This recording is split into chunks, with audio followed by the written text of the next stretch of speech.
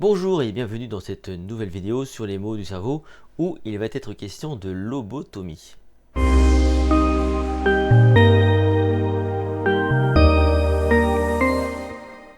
Je vous rappelle que vous pouvez retrouver tout mon travail sur mon site les-secrets.com. Vous pouvez liker cette vidéo, la partager, vous pouvez vous abonner à cette chaîne YouTube. Quant à nous, eh bien, on va parler d'un sujet que vous connaissez déjà, j'imagine, de nom, c'est la lobotomie.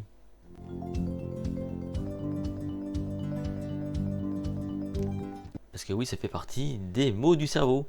La lobotomie est appelée aussi leucotomie et cette pratique, elle consiste à sectionner certaines fibres nerveuses de la matière blanche d'un lobe cérébral. Parce que dans votre cerveau, il y a de la matière blanche, ce sont souvent les connexions neuronales, et la matière grise qui sont plutôt les neurones. Cette pratique très populaire entre les années 1930 et 1960 avait l'objectif de traiter les maladies mentales comme la schizophrénie ou l'épilepsie.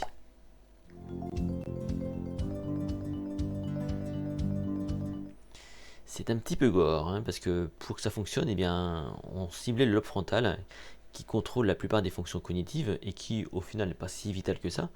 Et donc c'est bien cette fonction ce lobe qui était souvent concerné par la lobotomie. On enfonçait un pic à glace dans le lobe orbitaire, donc au-dessus de l'œil, du patient à coups de marteau pour sectionner du tissu cérébral. Et ça se faisait, vous savez quoi, sous anesthésie locale. Et l'opération durait juste quelques minutes.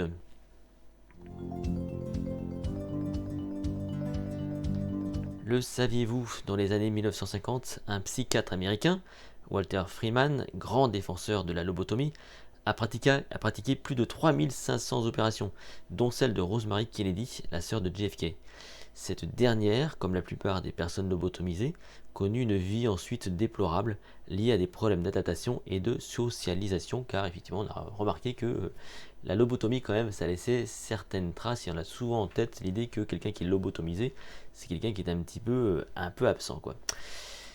J'espère que vous prendrez plaisir à partager cette information et qu'elle vous fait progresser et qu'elle vous permettra aussi de briller en société.